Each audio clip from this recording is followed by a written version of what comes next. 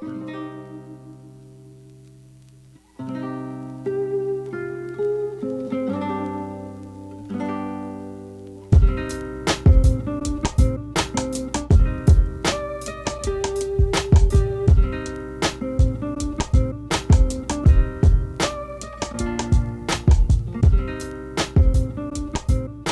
everyone, and welcome to the Pilot Waves podcast. My name is Alex Vidalis. On today's episode, you're going to hear Dominic Fragman, percussionist, drummer, improvisationist. That's not a word. Maybe it is. What is the Pilot Waves podcast? Well, the Pilot Waves podcast is an audio program about artistry. It's about technology. It's about community. It's about commerce. We ask that creative types, musicians like Dominic, photographers like E. Brady a few weeks ago, social advocates like Dave Oberting. We ask that they all come on our show and tell their personal stories of victories, of failures, of trials, of tribulations. We ask for them to come on the show and tell these stories because then we in the community will be further embedded with their success, and our success will be further embedded with them. This we do believe.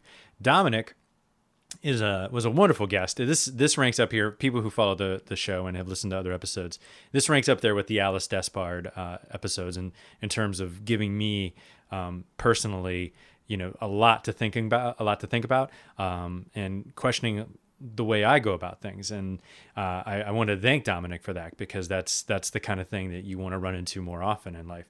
Dominic has he mentors underneath Paul F. Murphy. He works with Dr. Cecil Taylor, these are huge names. And if you want to know more about the lineage, you're going to hear Dominic talk about it in the next couple of segments. You're going to hear in this very first segment what it is that Dominic wants the drum set to be looked at as. You're going to hear him talk about what he wants his work, his voice to be. You're also going to hear him talk about the seminars that he does and what he wants people to take away from it. And you're going to hear him talk about the intimate relationship that sound and humans have. And let's get on with this interview with Dominic Fragman. And thank you very much, Dominic, for spending your time with us and giving me a lot. And the Pilot Waves, you're going to give them a lot to think about too.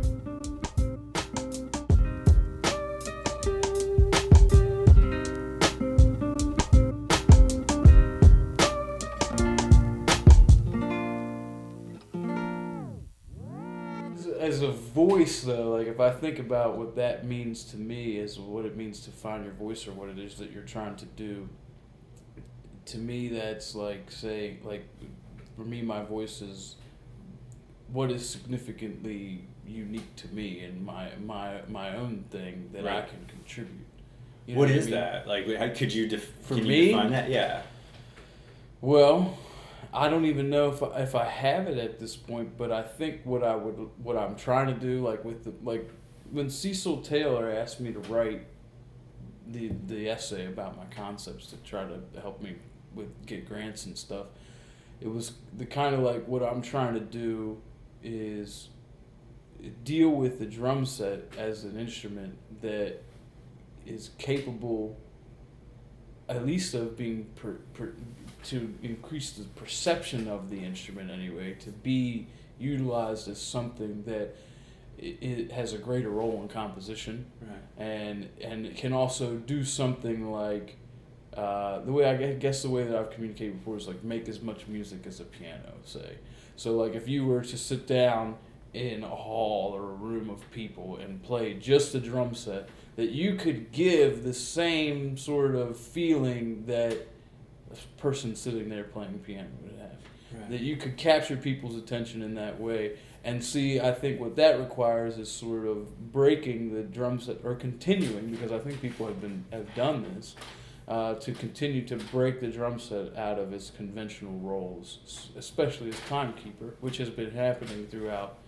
I mean, the drum is one of the primal instruments of man. Yeah. So to believe that I'm doing anything on it that hasn't been done before is sort of ridiculous. Right. Over thousands and thousands, and potentially hundreds of thousands of years that people have been beating on things or dealing with the properties of sound, because that's all I'm really trying to do is to like figure out how I can take this thing here and utilize it to sort of extrapolate its full, maybe not full musical potential, but maybe just a different musical potential than what seems to be popular now and say for the past 100+ years.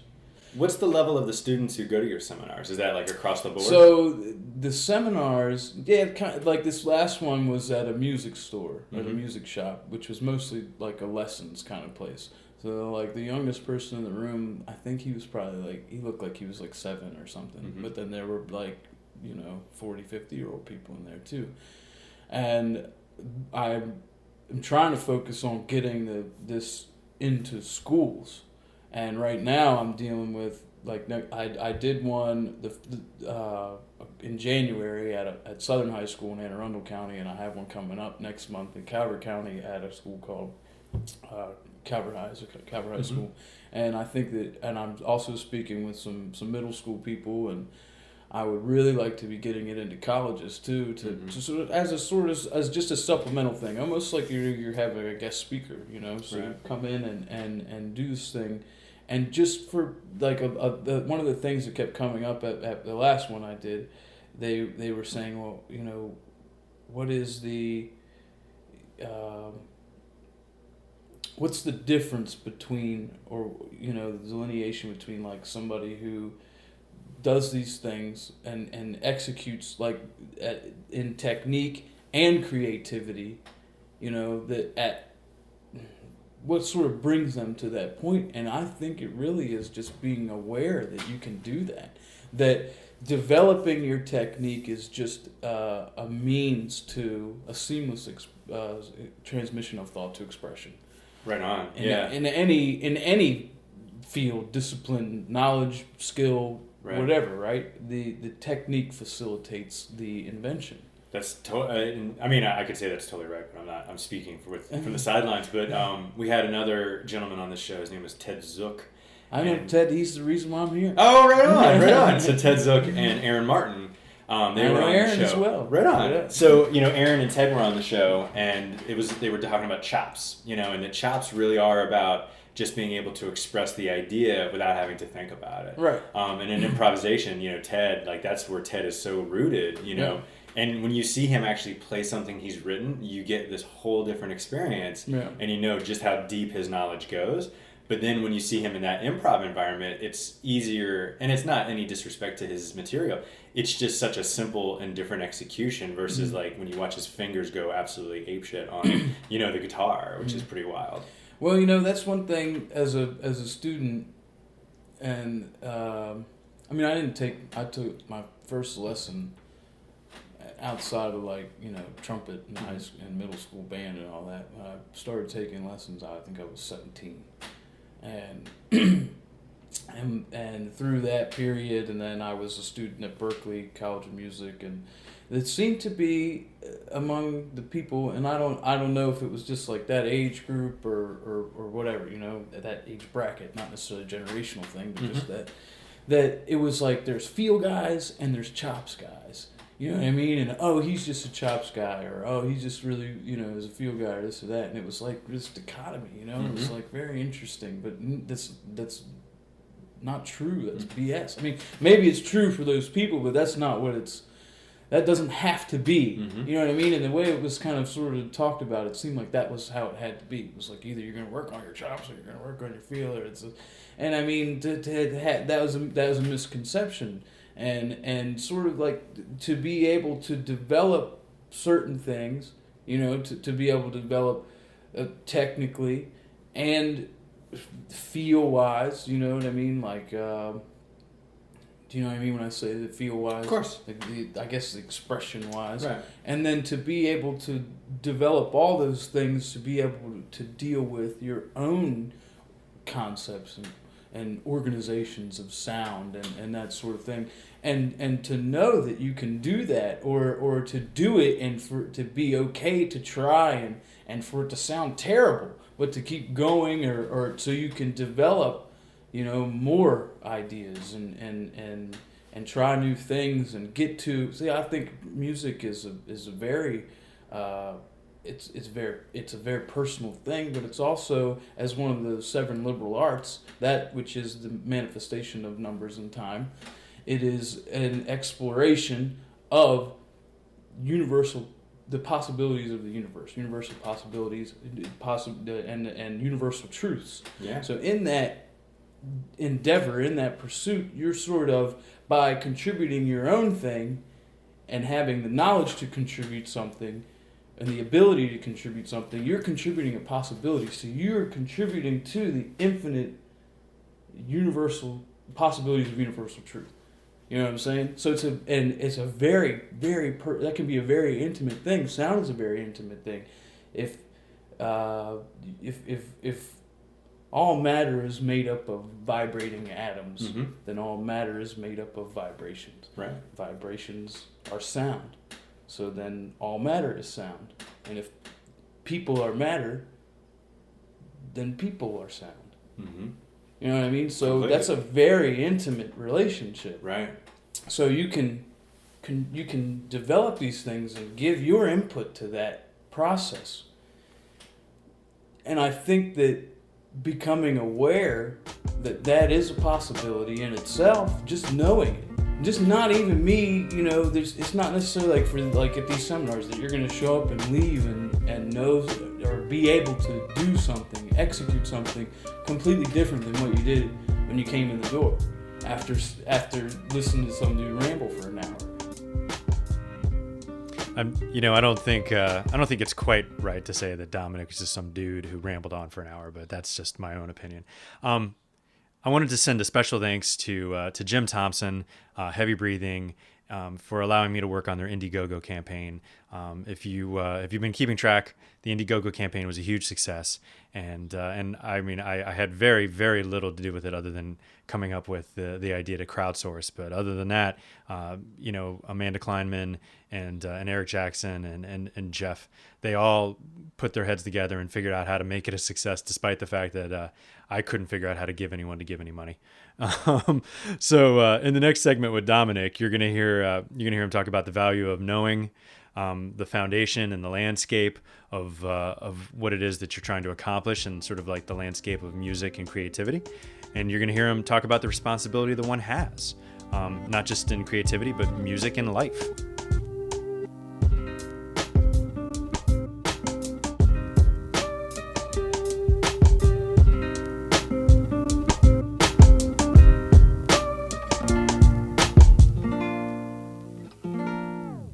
Something you said about the vibrations and the understanding that there's universal truth there, and there's human, humans are part of that experience. Sure. So with that, it sounds like, and you can just tell me I'm wrong. It sounds like with the chops and the feeling and musical knowledge, is there a great amount of responsibility? Is there? I think so. I mean, I think that becoming aware of that, being able to deal with it successfully, it's not always a success. It's not always everything that anybody does is a completely valid artistic contribution. I don't want to limit it in that way, but you know what I'm saying. Like, if you don't have the foundation and of what's come before you, it'll be difficult to develop something new. Right. Or even understand that. I mean, because, where from a personal level, not from from a high off a mountaintop, where it does get frustrating is when anyone of any age who doesn't understand the foundation of what came before, what's the landscape of where they are now, sure, and what people are looking towards, which is, sure, that's a little bit harder and a little bit more abstract. But to have no knowledge of that and just be playing music in your basement, doing sure, your 3 chords, which actually, no disrespect, 3 chords is sometimes punny. Sometimes I still play gigs like that. But to not understand what was before, what's happening now, and then what's coming up next, sure, you're just in a vacuum, right? And the idea of doing something new as well is like you're simply refashioning, right, and into an organization that is closer to being unique to you. Right. I'm not saying anybody's making anything completely new. I mean, it's nothing. What's the saying? Nothing's new under the sun. Sure. That shouldn't be discouraging, though. Right. But the responsibility, I believe, is that if you are if you are doing this, then you have information that is important to the canon of knowledge, the human canon of knowledge, Right. and it needs to. That's what knowledge is, information, and wisdom is information shared. So it's important to, I think, make that. So it sounds like there's even a responsibility beyond the musical aspect. It's not just a responsibility within music and helping, with we'll say the advancement of music or with the exploration of music, but it sounds like there's even a responsibility if it has that kind of deep connection. Sure. It's even beyond that. It goes into like family. It goes into like a responsibility to the artistic creativity across the board. Is that sure? I think that the responsibility I feel I think stems from being involved with these people that sort of places me in a lineage of a sort of an elite pedigree of drummers, I say that from a very humble place, like right. Wow, like how did I even end up in a situation where I'm dealing with people from that knew, Coltrane, that knew Miles, that were really close friends with Art Blakey, Philly Joe, Rashid Ali. That's a great question, Andrew though, Sorrell. for the people listening. How did you end up in that lineage? Because there's lots of people who they want to play drums and that's enough, right? And there's lots of people who want to play drums for a band and that's enough. But for people who want to get, because I mean, you are in that lineage. You do have a different path. For those who want that path, like what do you think you did differently than other people? Well, it was I would hate. It's very lucky. It was a very random situation where I was able to meet Paul Murphy and at the time didn't even really understand who and how or what he was, and he was just, he had that must have had that responsibility where it was like, here's a person who's expressing interest. And not only did I express the interest, but I continued, I expressed the interest, even after it was like, no. He never said no, not saying that, but like there was stuff to deter the situation, and I persisted. But I also demonstrated worth ethic. I'm not saying I had the ability. Right. I was a professional musician at that time, and I was making a living doing the whole thing, had students and stuff, but it wasn't necessarily that I had the ability and the skill on a drum set. I just had the will, and the motivation to practice for 8 to 10 hours a day, which I had done prior to meeting him, and then when he, sort of laid all this on me, man, and my eyes got real big, and I could have freaked out and said, what, this guy's crazy. Right. I'm working, I'm making money, I got plenty of gigs, I got plenty of students, I can keep going how I'm going, and I'll be great, right? I'm sure I'll progress and get better gigs or whatever, and make more money. But it was never about the money, but you need money to function in this organization of society and civilization. Until we find something else, right? Right now you need it, but I mean, it wasn't. It was. I could have said that. I could have very easily been like, everything this guy just told me about was. I mean, that's fine, but it ain't for me, or it's wrong, or any of that. But no, I decided that this is what's up. And I hit the shed, and I worked on it. So it was him with his responsibility to share his knowledge and wisdom. And that's what he's done. Without almost... There's no ego, there's no nothing. It's just that here is what has happened. Here is what I may or may not have contributed, and facilitating that for other people, right? To give that same opportunity, In this next segment that's coming up next, or the one right after I'm done talking and yabbering, yammering. I don't think there's some new words we're making up today, kids. The improvisationist and yabbering. Those are the two you can. Those are your vocab words for the day. In the next segment, you're going to hear Dominic do like a little sound mouth demo of sort of like the evolution of jazz drums and how he used that in his teaching with a seminar up in Philadelphia. And then you're going to hear us talk a little bit about whether or not pop music of yesteryear is better or worse than it is now, and what we think the music, I'm using air quotes, the music business plays into that, and how it plays into that.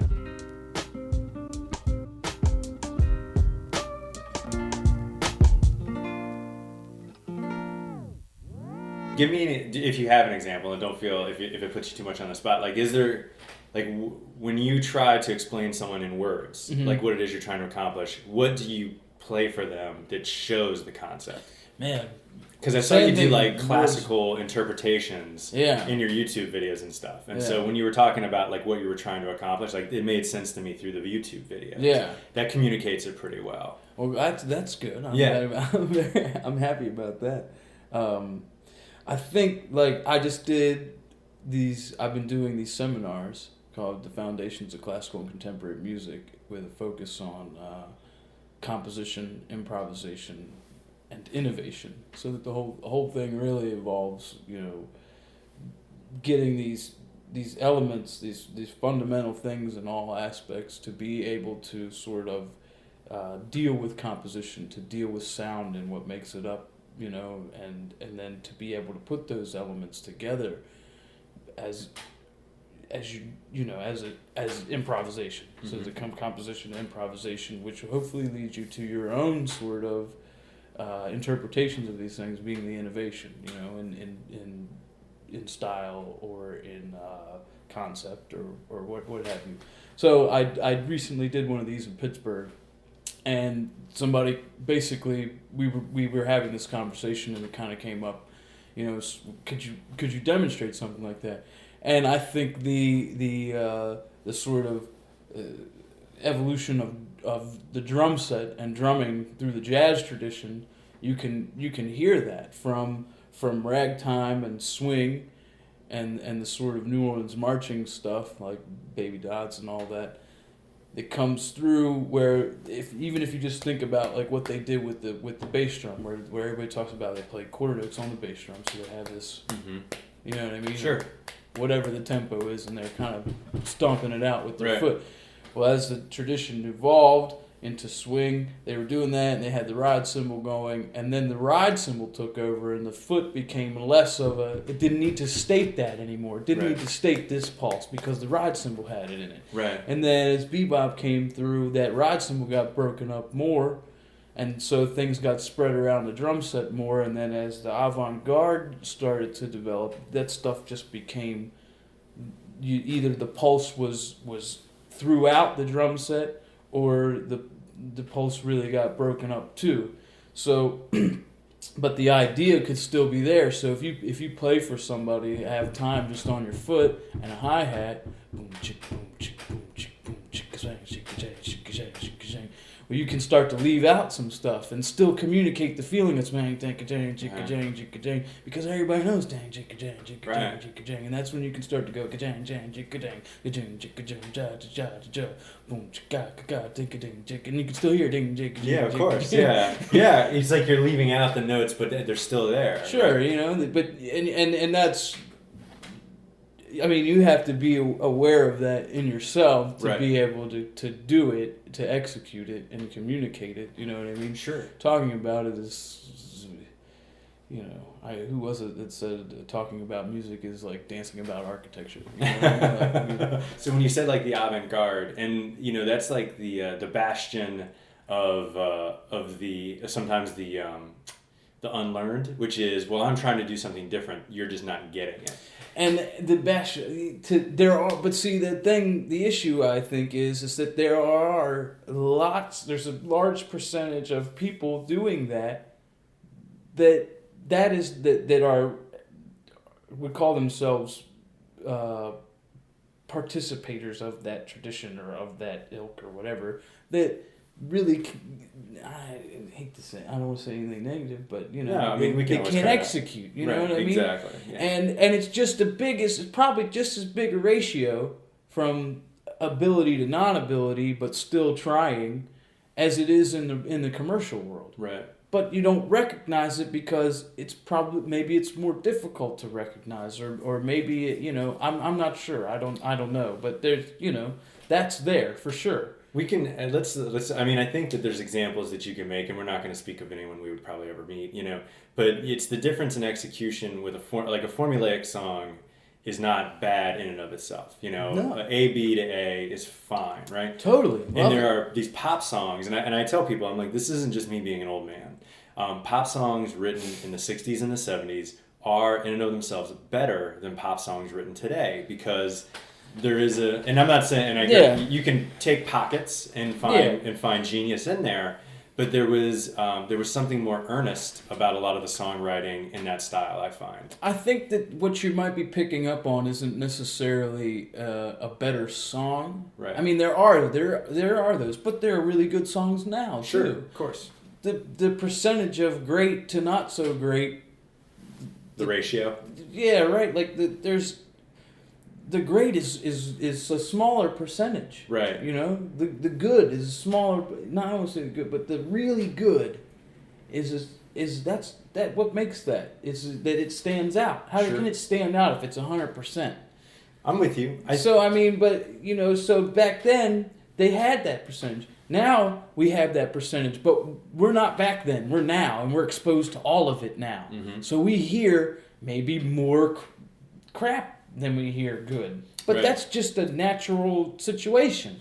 Maybe, but I think sometimes what I feel like I'm picking up on is the idea of music made by numbers versus music that was maybe we'll call it derivative, very derivative, sure, but still live instrumentation. Well, that's part of what I was going to say. Is part of what you're picking up on, I think, is the music business. Yeah, and how because the music business in its current iteration and in form and platform is really only like 100-something years old. Right. Record sales, producers, that sort of thing. Producers, what's a producer? Right. A producer used to be a person who put up money to fund the musicians doing what they do to record the record. Now it's a person who tells you how the music's supposed to be so the record can be. Right. Or a person who makes the music, who makes the beats, who makes the whatever and organizes the things. And here's the hook you're going to use and here's the people you're going to use. Well, okay, that's business. Because why is he doing that? Because this is how this is the formula you follow to sell. We need to know what's quantifiable. We're going to put out what's quantifiable. What's quantifiable? The music that we've already known that sells. Right. So if you continue to do these sort of, you're not, I think what's happening then is you're continuing to sort of follow a mold. And how long can you follow a mold before the mold is completely different from the original?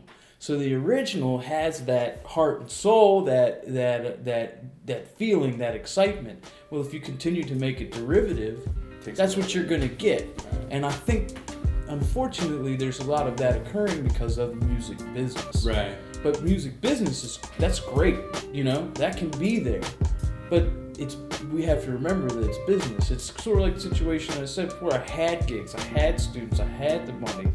Or not a bunch of money, but I was making a living. But it wasn't, that wasn't it. And it didn't have to be. It could have been it, would have been great, but that wasn't it. So there can be this other facet of it. Right. You know what I mean? Which for me is necessary. I think like I was saying at the beginning, in terms of episodes, this is one that I had a lot of takeaways, and I hope you listening at home or wherever it is you're listening, coffee shop, work, in your bedroom, wherever it is you happen to be listening to this, I hope you are taking away as much from this as the Pilot Waves and myself personally did. In the next segment, you're going to hear Dominic talk about the magic and the movement of sound and how sometimes you have to be out of control and just go with it, and how you need to put your ego aside in order to achieve that. And you're going to hear him talk a little bit about how sometimes things can end up with people who are willing to share if you're not too careful.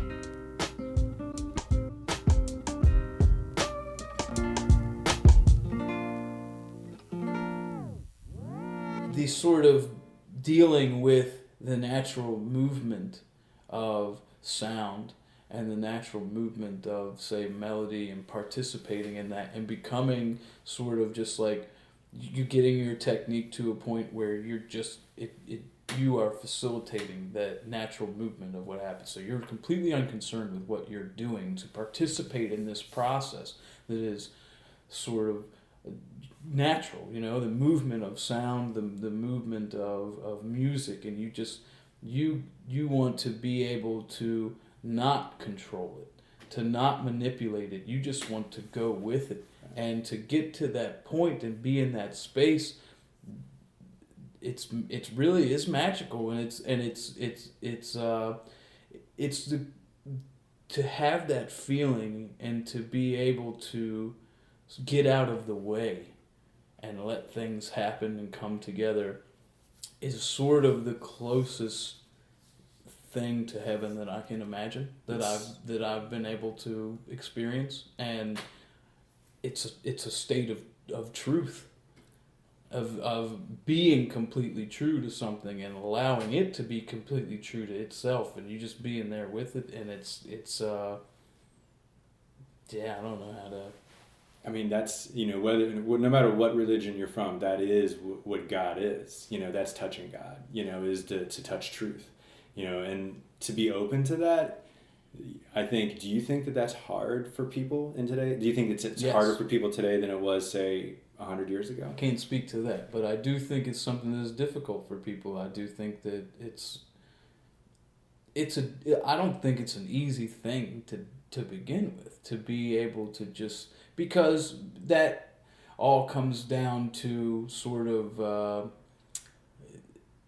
there's a, Jay Krishnamurti and David Bohm have these conversations that are on YouTube that you can watch, where it's just like, they're just talking. And one of the things that they sort of decide on, if you will, is that ego is the root of all conflict. Mm-hmm.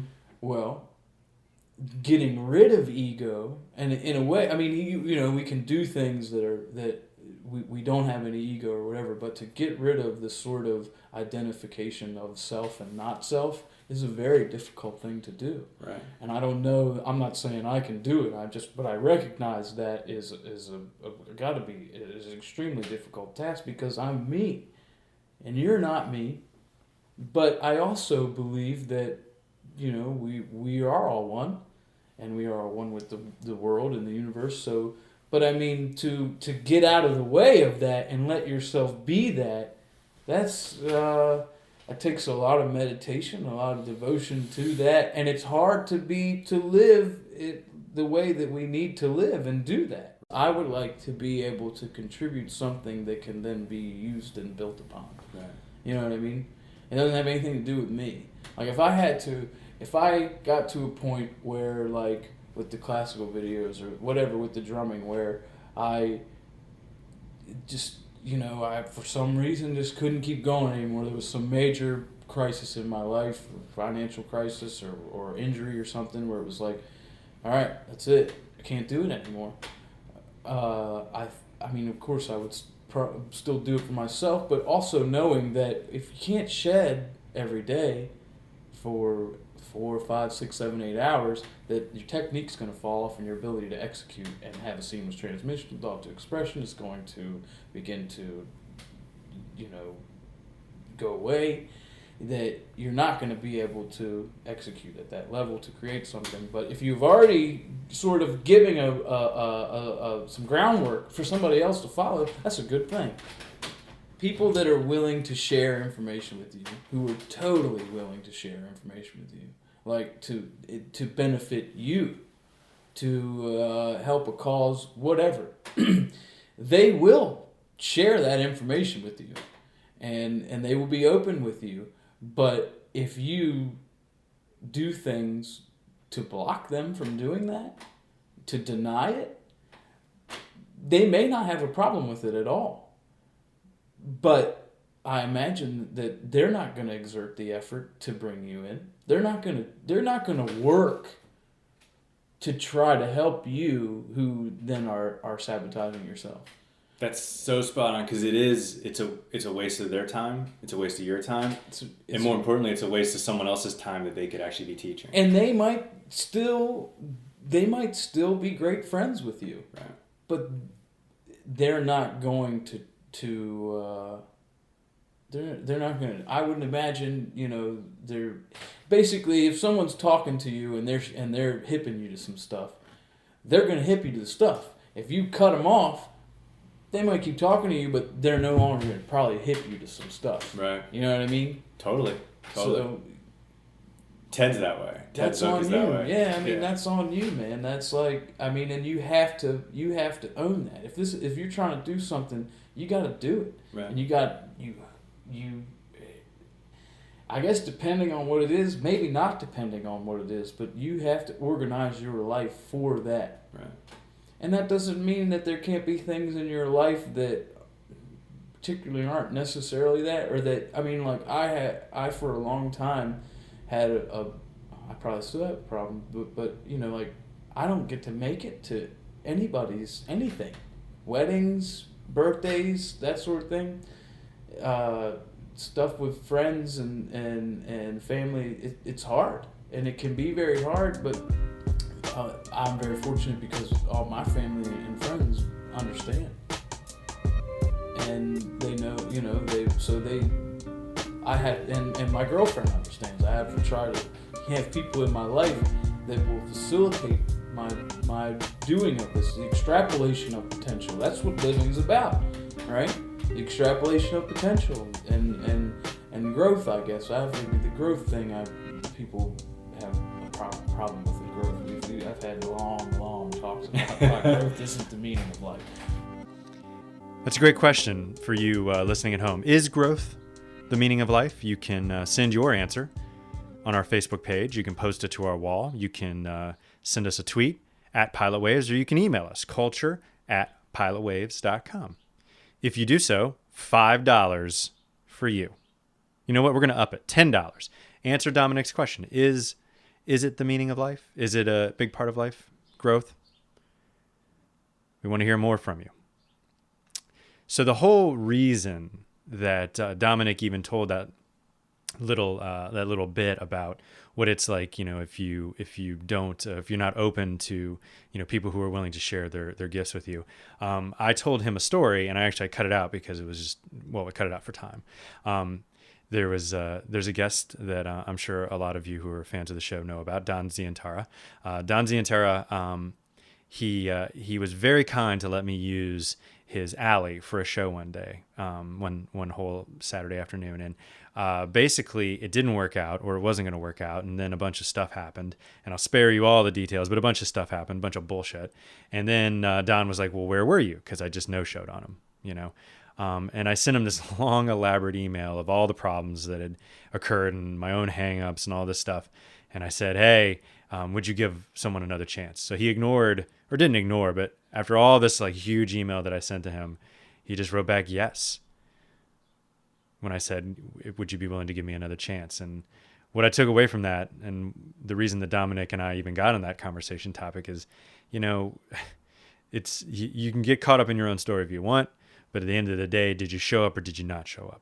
And Don was very kind to still give me a second chance, but he wasn't interested in all that other crap. He just was willing to give me another chance because he's a nice guy. And I hope for all the good times that I've had with Don and all the good sessions that I've had with him, and we used his studio for a song that was a lot of fun, that I still somehow found a way to kind of show my ass by not preparing properly. I still hope that Don isn't just my friend, but I hope that he's also feeling as though he can share his life lessons and gifts with me. So if you're listening, Don, that goes out to you, buddy. Here we are at the end of another program. I can't believe it's over already. And I guess I just wanted to sum up again by thanking one particular person, and that's Amanda Kleinman. I wanted to thank her for giving me the inspiration and the fortitude and the strength to keep doing this show for the vision that I see and the goals that I see in front of me. Even though I think that sometimes she doesn't quite understand what it is I'm trying to accomplish, she does know the value of me doing this, and that it brings me happiness, and that it's something that's needed, at least for me to keep my happiness going. And I hope that emotes for you, the listener, and that you find value in it as well. If you don't, you know where to Facebook me, you know where to tweet me, you know where to email me. I just said it just like literally 45 seconds ago.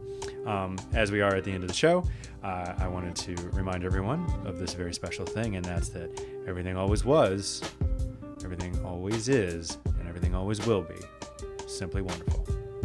Be good to each other, and we'll see you next time.